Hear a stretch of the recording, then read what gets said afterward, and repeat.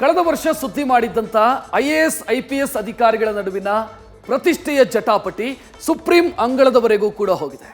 Social ಮೀಡಿಯಾದಿಂದ ಶುರುವಾದಂಥ Rohini ರೂಪರಾಧ ಅಂತ supreme ಕಟಕಟೆಯಲ್ಲಿ ನಿಂತಿದೆ. ಇಬ್ಬರು ಅಧಿಕಾರಿಗಳ ನಡುವಿನ ಕಲಹದ ವಾದ ಪ್ರತಿವಾದ ನಡೆದಿದೆ. ಇಬ್ಬರು ಅಧಿಕಾರಿಗಳು ಪಟ್ಟು ಸಡಿಲಿಸದೆ ವಾದ ಮಂಡಿಸಿದ್ದಾರೆ.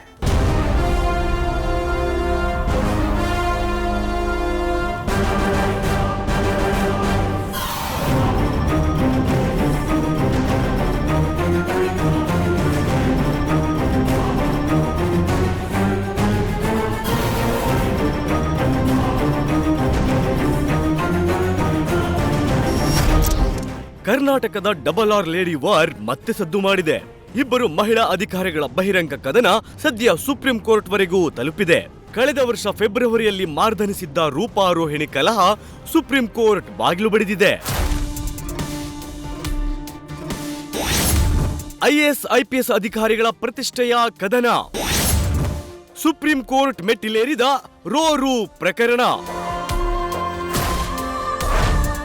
IPS ಅಧಿಕಾರಿ ಡಿ ರೂಪಾ IAS ಅಧಿಕಾರಿ ರೋಹಿಣಿ ಸಿಂಧೂರಿ ಅವರ ವೈಯಕ್ತಿಕ ಫೋಟೋಗಳನ್ನ ಸೋಷಿಯಲ್ ಮೀಡಿಯಾದಲ್ಲಿ ಪೋಸ್ಟ್ ಮಾಡಿದ್ರು. ತಮ್ಮ ಖಾಸಗಿ ಚಿತ್ರಗಳನ್ನ ಪೋಸ್ಟ್ ಮಾಡಿದ್ದಕ್ಕೆ ರೂಪಾ ವಿರುದ್ಧ ರೋಹಿಣಿ ರಾಂಗ್ ಆಗಿದ್ರು. ಇದಷ್ಟೇ ಅಲ್ಲ, ರೂಪಾ ವಿರುದ್ಧ ಸುಪ್ರೀಂ ಕೋರ್ಟ್ ಮೆಟ್ಟಿಲೇರಿದ್ರು. ಇವತ್ತು ನ್ಯಾಯಮೂರ್ತಿ AS ಓಕಾ ರೋಹಿಣಿ ಸಲ್ಲಿಸಿದ್ದ ಅರ್ಜಿ ವಿಚಾರಣೆ ನಡೆಸಿದ್ರು. ಈ ವೇಳೆ ಡಿ ರೂಪಾ ಕ್ಷಮೆ ಕೋರುವಂತೆ ರೋಹಿಣಿ ಸಿಂಧೂರಿ ಪಟ್ಟು ಹಿಡಿದ ಪ್ರಸಂಗವೂ ನಡೆಯಿತು. ಅಂದಹಾಗೆ ಸುಪ್ರೀಂ ಕೋರ್ಟ್ನಲ್ಲಿ ರೋಹಿಣಿ ಸಿಂಧೂರಿ ವಾದಿಸಿದ್ದೇನು, ಇದಕ್ಕೆ ಡಿ ರೂಪಾ ಪ್ರತಿವಾದವೇನು ತೋರಿಸ್ತೀವಿ ನೋಡಿ. ನನ್ನ ವಿರುದ್ಧ ಮಾಡಿರುವ ಅವಹೇಳನಕಾರಿ ಪೋಸ್ಟ್ಗಳನ್ನ ತೆಗೆದುಹಾಕಬೇಕು. ಈ ಘಟನೆಯಿಂದ ನನ್ನ ಕುಟುಂಬಕ್ಕೆ ಘಾಸಿಯಾಗಿದೆ. ಹೀಗಾಗಿ ಡಿ ರೂಪಾ ಬೇಷರತ್ ಕ್ಷಮೆಯಾಚಿಸಬೇಕು. ರೋಹಿಣಿ ಸಿಂಧೂರಿ ಕೂಡ ಅವಹೇಳನಕಾರಿ ಮಾತನಾಡಿದ್ದಾರೆ. ಬುದ್ಧಿಭ್ರಮಣೆಯಾಗಿದೆ ಎಂದು ಮಾಧ್ಯಮಗಳಲ್ಲಿ ಹೇಳಿಕೆ ನೀಡಿದ್ದಾರೆ. ಹೌದು, ಬುದ್ಧಿಭ್ರಮಣೆಯಾದವರು ಈ ರೀತಿ ಪೋಸ್ಟ್ ಮಾಡುತ್ತಾರೆ. ಅವರಿಗೆ ಬುದ್ಧಿಭ್ರಮಣೆಯಾಗಿದೆ ಎಂದು ಹೇಳಿಲ್ಲ. ನೀವು ಒಂದು ನಿರ್ಧಾರಕ್ಕೆ ಬರಬೇಕು. ಇದಕ್ಕೆ 1 ತಿಂಗಳು ಸಮಯಾವಕಾಶ ನೀಡಲಾಗುತ್ತೆ. ಸೋಷಿಯಲ್ ಮೀಡಿಯಾದಲ್ಲಿ ಎಲ್ಲಾ ಪೋಸ್ಟ್ಗಳನ್ನು ಡಿಲೀಟ್ ಮಾಡಬೇಕು. ಈ ರೀತಿಯ ಮಾನಹಾನಿ ಮಾಡಿದ್ರೆ ಸಾರ್ವಜನಿಕ ಜೀವನದಲ್ಲಿ ಕೆಲಸ ಮಾಡೋದು ಹೇಗೆ? ನಿಮಗೆ ಒಳ್ಳೆಯ ಭವಿಷ್ಯವಿದೆ. ಉಜ್ವಲ ಭವಿಷ್ಯದ ಕಾರಣದಿಂದ ಪ್ರಕರಣವನ್ನ ಇತ್ಯರ್ಥ ಮಾಡಲು ಯೋಚಿಸಿದ್ದೇವೆ. ಆದರೆ ಭಾವನೆಗಳು ಅಧಿಕವಾಗಿದ್ದರೆ ನಾವು ಒತ್ತಾಯಿಸಲು ಸಾಧ್ಯವಿಲ್ಲ. ನಮ್ಗೆ ಉಜ್ವಲ ಭವಿಷ್ಯ ಇರಬಹುದು, ಆದ್ರೆ ಈಗ ಜನರು ನನ್ನನ್ನ ಒಂದು ರೀತಿಯಲ್ಲಿ ನೋಡ್ತಿದ್ದಾರೆ. ನಾನು ಮೌನವಾಗಿರಲು ಸಾಧ್ಯವಿಲ್ಲ. ಮೌನವಾಗಿರಲು ಅಥವಾ ಹಿಂತೆಗೆದುಕೊಳ್ಳುವಂತೆ ನಾವು ನಿಮ್ಮನ್ನು ಒತ್ತಾಯಿಸುತ್ತಿಲ್ಲ.